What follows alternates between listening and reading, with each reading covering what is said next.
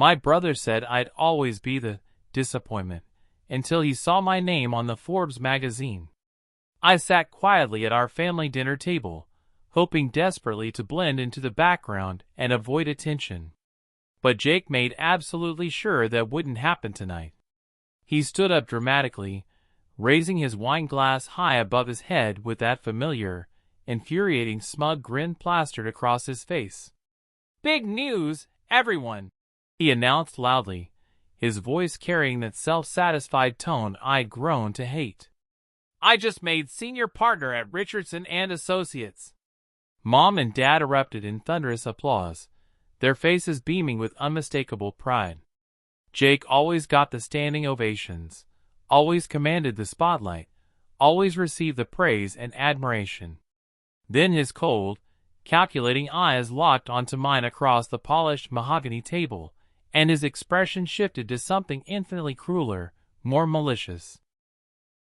"Unlike my pathetic little brother here," he said with that bone-chilling laugh that made my stomach drop like a stone, "who still can't figure out what the hell to do with his miserable life. Face it, Danny, you'll always be the eternal disappointment in this family. No real future, no real ambition, no real hope." The elegant dining room fell completely silent. I felt intense heat rise in my cheeks as everyone stared at me with a mixture of pity and embarrassment. Jake's smirk widened considerably, clearly savoring my public humiliation like fine wine.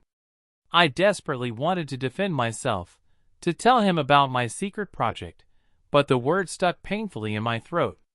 Instead, I just nodded quietly and returned my attention to my untouched plate. If only he knew what I was secretly building in my cramped apartment. If only he knew that his disappointment brother was about to change everything forever. Growing up in our household, the family hierarchy was brutally clear and absolutely unchangeable. Jake was the undisputed golden child, straight A's without effort, varsity football captain for 3 years, student council president twice running. He collected trophies and awards like other kids collected baseball cards or action figures. Our parents' refrigerator was essentially a shrine dedicated entirely to his countless achievements, honor roll certificates, glowing newspaper clippings, prestigious scholarship letters. I was the complete opposite in every conceivable way. Quiet, deeply thoughtful, always infinitely more interested in computers and technology than sports or social activities. While Jake effortlessly commanded attention and respect in every room he entered, I found genuine comfort and safety in my modest bedroom, spending countless hours teaching myself to code on an old, battered laptop Dad had reluctantly bought me for my 13th birthday. "Jake's definitely going to be a successful lawyer," Mom would tell her impressed friends with obvious, overwhelming pride lighting up her entire face. "He's got such a brilliant, unlimited future ahead of him." When they inevitably asked about me, she'd pause uncomfortably for several awkward seconds, then say with forced cheerfulness, "Danny's still finding his way through life. He's our creative one, you know." The way she always said, creative, made it sound like a consolation prize, a polite euphemism for failure. Jake was clearly destined for greatness and success. I was just the quiet, awkward kid who spent far too much time staring at glowing computer screens, never quite measuring up to his older brother's remarkable achievements. But those countless late nights spent coding weren't wasted time. I was learning, growing, quietly building something extraordinary that would eventually prove them all completely wrong about me. My tiny, cramped apartment was perpetually cluttered with empty coffee cups, tangled charging cables, and scattered programming manuals. It was well past midnight, and I was hunched over my reliable laptop, meticulously fine-tuning the complex code for PulseNet. The revolutionary app had started as a simple, almost naive idea. What if talented artists could connect directly with businesses desperately needing their creative services, completely eliminating expensive, parasitic middleman agencies? 6 months ago, PulseNet was just rough sketches scrawled on coffee-stained napkins. Now it was a fully functional, sophisticated platform with over 50,000 active, engaged users. Talented artists uploaded impressive portfolios, businesses posted detailed project needs, and PulseNet's advanced algorithm matched them with unprecedented accuracy. The early statistics were absolutely incredible. 90% satisfaction rate, 40% repeat customers, exponential growth every single week. My phone buzzed insistently with yet another notification. Another successful connection, another glowing 5-star review from a satisfied customer. I smiled to myself, remembering Jake's condescending, hurtful words from dinner earlier. He had absolutely no idea that his disappointing little brother was quietly building something revolutionary that could completely transform entire industries. Maya, my best friend since our college days and trusted business partner, constantly urged me to tell my family about PulseNet's remarkable success. But I simply wasn't ready for that conversation. I wanted to wait patiently until the achievement was completely undeniable, so massive and impressive that even Jake couldn't possibly diminish it with his characteristically cruel, cutting words. For now, I continue coding in protective silence, building my empire one line of code at a time. The unexpected, jarring knock came at exactly 3 p.m. on a lazy Saturday afternoon. I wasn't expecting any visitors, so I was genuinely shocked to find Jake standing confidently in my narrow hallway, surveying my modest apartment with obvious, undisguised disgust written across his perfect features. "Good God, Danny, this place is absolutely depressing," he said with characteristic cruelty, stepping inside completely uninvited. "How do you possibly live like this? It's like a poverty-stricken college dorm." I watched him carefully examine the second-hand furniture I'd bought at thrift stores, towering stacks of dog-eared programming books, and the modest flat-screen TV mounted precariously on the wall. To him, it probably screamed abject failure and lack of ambition. To me, it was just a functional place to sleep between intensive coding sessions and important client meetings. "So what exactly is this supposedly big project you're always obsessing over?" he asked mockingly, gesturing dismissively toward my laptop with that familiar, condescending smile. "Still chasing those absolutely ridiculous tech fantasies of yours?" "It's actually going quite well," I said quietly, desperately trying to keep my voice steady and controlled. He laughed harshly, the sound sharp and deliberately cutting. "You know Mom and Dad are genuinely worried sick about you, right? They honestly think you're completely wasting your entire life on these pointless computer games, or whatever this nonsense is. Maybe it's finally time to get a real job, grow up a little, face reality." Each carefully chosen word hit like a physical blow to my chest. I kept my expression completely neutral, my voice artificially calm despite the rage building inside. "I'm actually doing fine, Jake." "Sure you are," he said sarcastically, heading confidently for the door.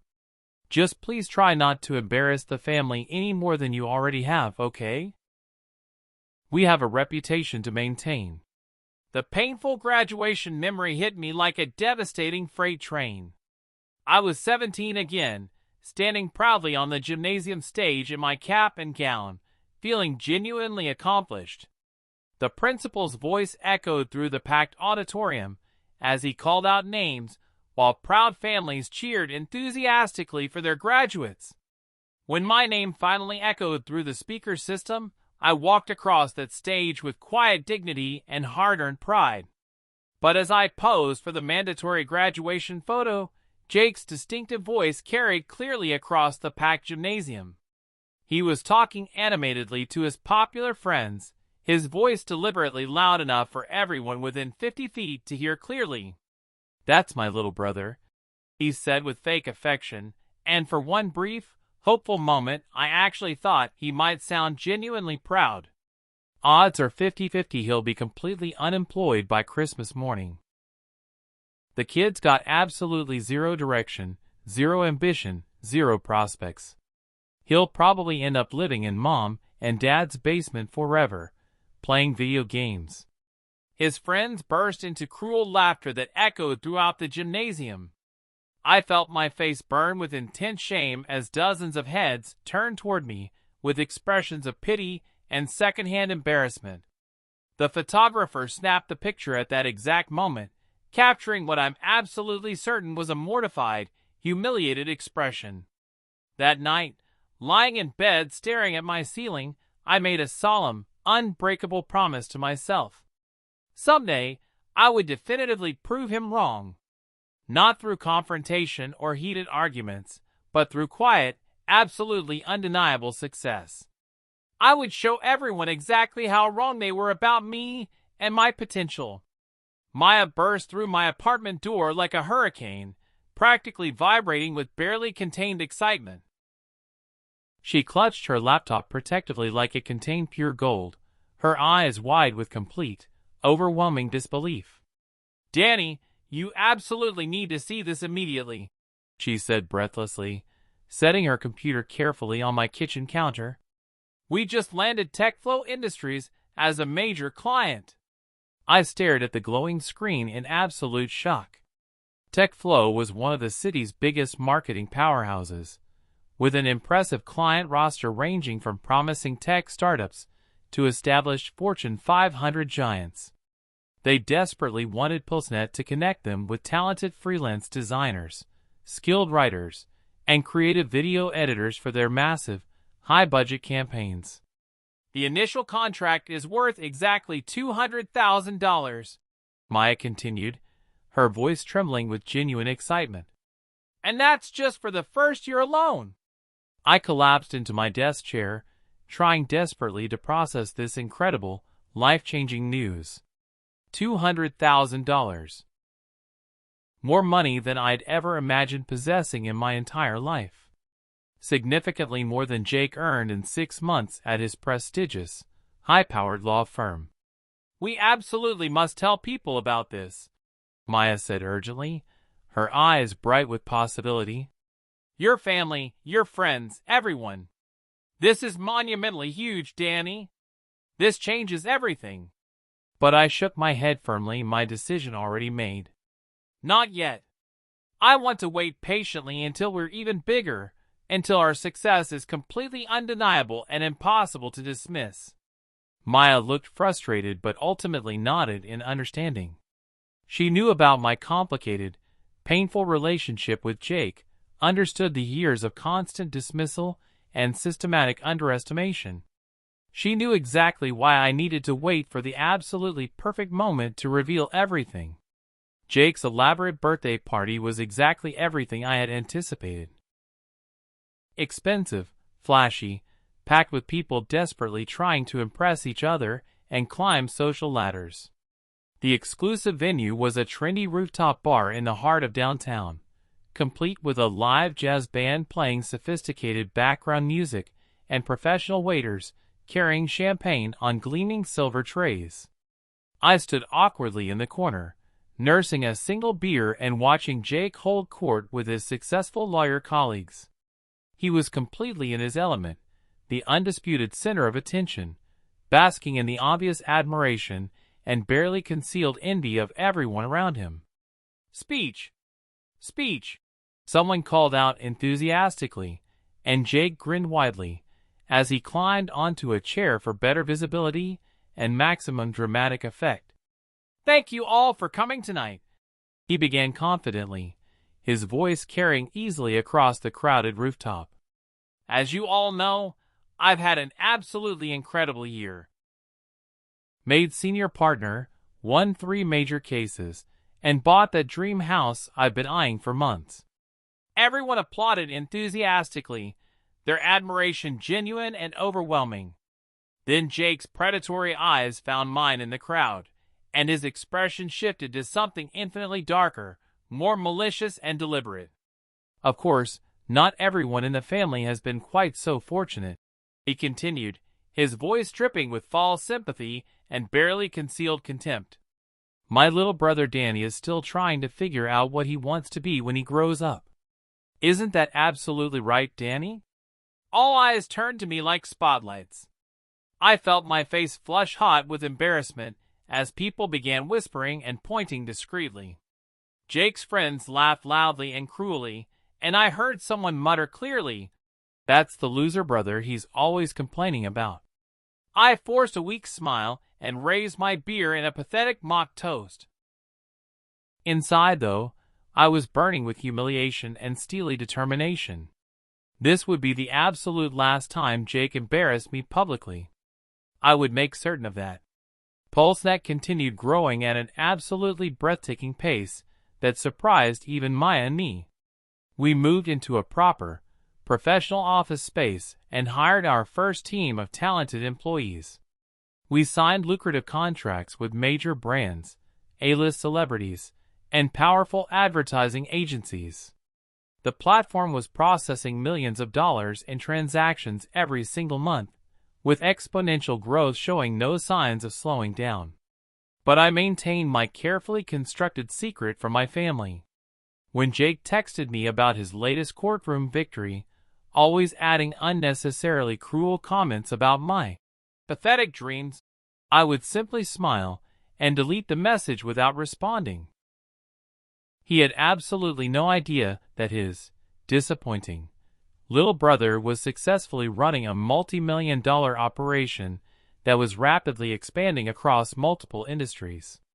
At our traditional Sunday dinners, our parents would discuss my uncertain future with deeply worried expressions and barely concealed disappointment. Jake would nod along seriously, agreeing that I completely wasted my potential and desperately needed to get realistic about life and my limited prospects.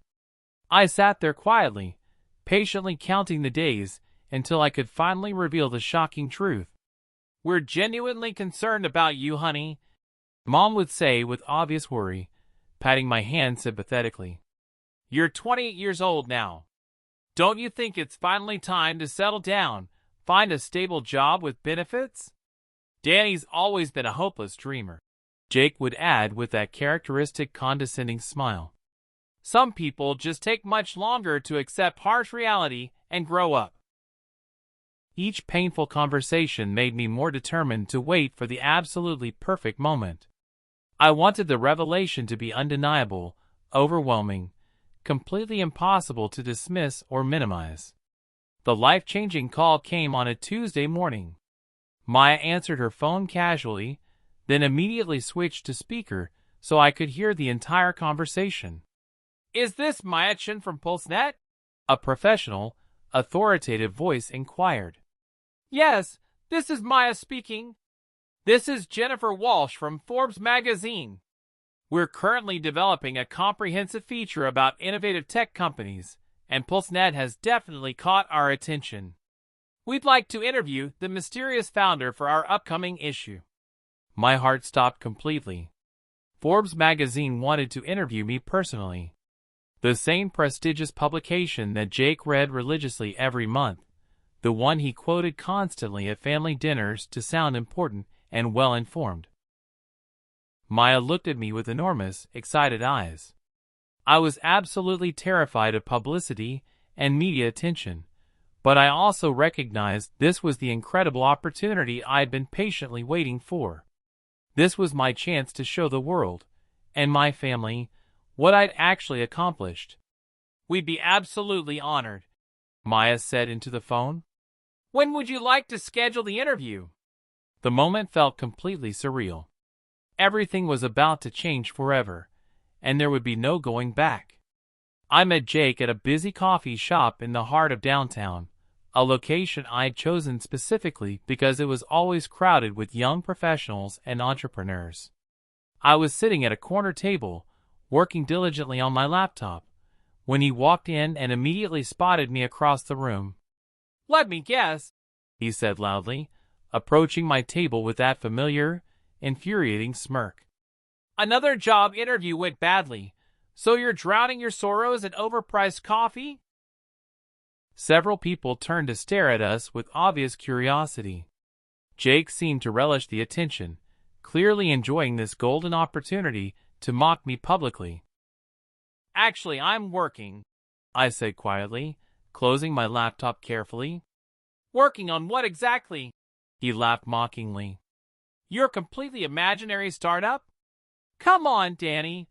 When are you going to stop this ridiculous pretending and get a real job? His successful colleagues from the law firm had joined us now, and they were all laughing at his cruel jokes. I felt my face burn with embarrassment, but I also felt something else, a cold, calculating satisfaction. Very soon, Jake would understand exactly how wrong he was about everything. Some people just never grow up, one of his friends said, shaking his head dismissively. Still living in complete fantasy land at 28. I packed up my laptop and left without saying another word. But as I walked away, I was already planning my perfect revenge. The Forbes interview took place in a sleek, impressive conference room at their prestigious downtown office. Jennifer Walsh was thoroughly professional and remarkably insightful, asking detailed questions about PulseNet's revolutionary technology, innovative business model, and ambitious future plans. What's particularly interesting about your story, she said thoughtfully, is how quietly you built this remarkable success. Most tech founders constantly seek publicity and media attention, but you've remained almost completely anonymous. I thought about Jake, about years of systematic dismissal and cruel underestimation. I prefer letting my work speak for itself, I said carefully. Actions matter infinitely more than words or publicity. Would you be willing to be featured on our cover? She asked hopefully. We believe your story would really resonate with our readers. I hesitated momentarily, carefully considering the enormous consequences. Once my face appeared on Forbes' cover, there would be absolutely no going back. My carefully guarded secret would be completely exposed, and Jake would have to confront the shocking truth about his disappointing little brother. Yes, I said finally, my voice steady. I'd be honored. The online article went live first, spreading like wildfire across social media platforms. The mystery genius behind PulseNet finally revealed was trending on Twitter within hours. The comprehensive story described my journey from unknown coder to successful entrepreneur, but cleverly kept my identity anonymous until the physical magazine hit stands. Jake's friends were absolutely obsessed with the viral story. At a family barbecue, I listened carefully as they speculated wildly about the mystery founder's identity. Whoever this guy is, he's an absolute genius, one said enthusiastically. Built a billion-dollar company from absolutely nothing. I bet he's some Silicon Valley hotshot, another added confidently. Probably graduated from Stanford or MIT. Jake nodded along, clearly enjoying the animated conversation. These tech guys are all exactly the same, he said dismissively. Lucky timing, that's all. Most would fail miserably in the real world. I smiled secretly to myself, knowing that very soon, Jake would have to eat every single one of those words. The massive acquisition news broke on Wednesday morning. A major tech conglomerate had purchased PulseNet for an astounding $2.3 billion.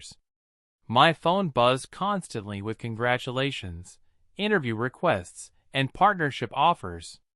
Maya and I sat in our office, staring at our bank account balances in complete disbelief. We're actually billionaires, Maya whispered incredulously. This is really happening. I thought about my tiny apartment, Jake's cruel words, years of being called a disappointment. In less than 2 years, I transformed from nobody to one of the youngest billionaires in the entire country. But the best part was still coming. The Forbes magazine with my face prominently displayed on the cover would hit stands in just 3 days. Jake's carefully constructed world was about to be turned completely upside down. That night, I treated myself to dinner at the city's most expensive restaurant. As I sat there, eating a meal that cost more than most people's monthly rent, I thought about all the times Jake had viciously mocked my dreams. Very soon, he would understand exactly how wrong he'd been about everything. The Forbes magazine hit stands Thursday morning. I drove to the convenience store early, my hand shaking uncontrollably as I picked up a copy. There it was, my face prominently displayed on Forbes' cover, with the bold headline, "Danny Martinez, the quiet genius who revolutionized digital art." I bought 10 copies and drove straight to Jake's prestigious office building. The receptionist immediately recognized me from the magazine and called upstairs excitedly. By the time I reached Jake's floor, a small crowd had gathered in anticipation. Jake emerged from his corner office looking confused and irritated. Then he saw the magazine in my hands, and his face went completely white. "Is this some kind of elaborate joke?" he asked, his voice shaking uncontrollably. "No joke," I said calmly, handing him a copy. "Just the truth you never bothered to see."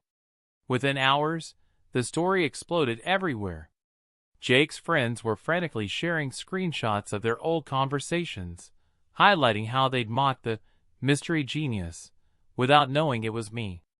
Social media was absolutely brutal. People posted videos of Jake's cruel comments, contrasting them with my Forbes cover. His carefully constructed image as the successful, superior brother was crumbling in real time. Friends who had admired him questioned their judgment. Colleagues whispered about how he treated his now famous brother. Jake called that evening, his voice hoarse with emotion. "Danny, I had absolutely no idea. Why didn't you tell me? Would you have believed me?" I asked. "Or would you have found another way to tear me down?" He had no answer for that devastating question. Jake appeared at PulseNet's impressive headquarters the next day, looking desperate and completely disheveled. I was walking to my car when he materialized, his face red with anger and humiliation. "You did this deliberately," he shouted, causing several employees to stop and stare.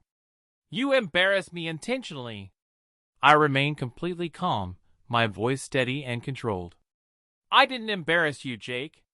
You embarrassed yourself with years of cruelty and condescension." "But you're my brother," he protested desperately. "You should have told me." "You're absolutely right," I said, walking toward my car. "I should have been able to tell my brother about my success. But you made it crystal clear that my dreams were worthless, that I was a disappointment." So I kept my success completely private. As I drove away, I could see Jake standing in the parking lot, finally understanding the consequences of his actions. The humiliation continued spreading like wildfire. Jake's law firm received calls from reporters wanting to interview the brother who didn't believe. His co-workers openly mocked him, questioning how he could have been so blind to his own brother's extraordinary success. At family dinners, the dynamic had completely reversed. Our parents, who had always praised Jake while constantly worrying about me, now gushed about my achievements. They wanted every detail about PulseNet, my future plans, my newfound wealth and fame. Jake sat silently through these conversations, his face a mask of shame and defeat. The golden child had fallen, and the disappointment had risen to unimaginable heights. "We're so incredibly proud of you, Danny," Mom said during one particularly uncomfortable dinner. "We always knew you were special, but this exceeds our wildest dreams." I wanted to point out that she'd never acted like she believed in me, but I stayed quiet. The truth was evident enough without my commentary. The prestigious tech industry gala was the year's biggest event, attended by CEOs, investors, and entrepreneurs from around the world. I was invited as keynote speaker, with organizers arranging for me to receive a special innovation award. Jake somehow managed to get himself invited, probably through his law firm's connections. I spotted him across the room, looking uncomfortable in his rented tuxedo, clearly out of place among the tech elite. He approached during cocktail hour, his face mixing desperation with forced friendliness. "Danny, congratulations on absolutely everything. he said, extending his hand. I'm genuinely happy for you. I looked at his outstretched hand for a long moment before shaking it briefly. Thank you, Jake. That means a lot, coming from you. He seemed to think this was an opening for reconciliation, but I wasn't interested in making his life easier. Not after years of humiliation and cruelty. Maybe we could grab dinner sometime, he suggested hopefully. Talk about old times, make up for lost time. I'm pretty busy these days, I said politely, but I'll let you know if my schedule opens up. He walked away dejected, and I felt cold satisfaction watching him retreat in defeat. The major announcement came 3 months later. PulseNet was launching a revolutionary new division focused on legal technology, directly competing with traditional law firms. Our AI-powered platform could handle routine legal work faster and cheaper than human lawyers.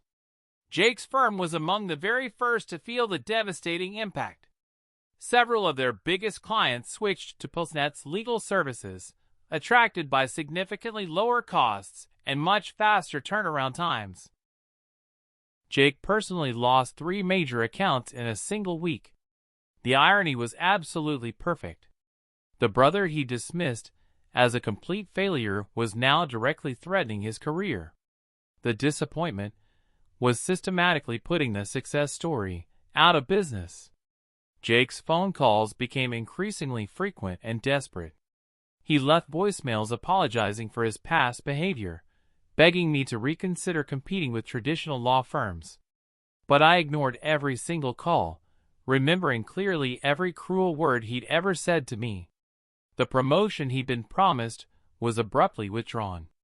His law firm, facing increasing pressure from PulseNet's legal division, decided they couldn't afford to make him senior partner. Jake's career trajectory, once so promising, had suddenly stalled completely. He sent me a long, emotional email, admitting his mistakes and pleading for mercy. But I deleted it without responding. This was justice, pure and simple. PulseNet made the final, devastating move 6 months later. We acquired Jake's struggling law firm, along with several others that had been hemorrhaging clients to our legal division. The acquisition was announced in all major business publications. I personally delivered the news to Jake. I found him in his office, sadly packing his belongings into cardboard boxes. His face was gaunt, his expensive suits hanging loose on his diminished frame. I brought you something, I said, placing a small box on his desk. He opened it to find his childhood trophies, the same awards he'd once flaunted to make me feel small and worthless. I'd retrieved them from our parents' house. Your arrogance built my success, I said quietly. Every cruel word, every dismissive comment, every time you called me a disappointment, it all motivated me to prove you wrong. Jake looked up at me, his eyes filled with tears. I'm sorry, Danny. I'm so sorry for everything I did to you. I know you are, I said. But sorry doesn't undo years of cruelty. Sorry doesn't erase the pain you caused me. I turned and walked away, leaving him alone with his trophies and overwhelming regrets. The final Forbes article came out exactly 1 year later. PulseNet, the innovation that changed everything, was the comprehensive cover story, featuring a detailed look at how my company had disrupted multiple industries. The article also included a revealing sidebar about my relationship with Jake titled, "The Brother Who Didn't Believe." At our family's Christmas dinner, Jake sat silently as our parents praised my continued success. He'd found a new job at a much smaller firm, making a fraction of his previous salary. His confidence was completely shattered, his arrogance entirely gone. "We're so proud of you, Danny," Dad said, raising his glass. "You've accomplished more than we ever imagined possible." I looked across the table at Jake, who was staring at his plate.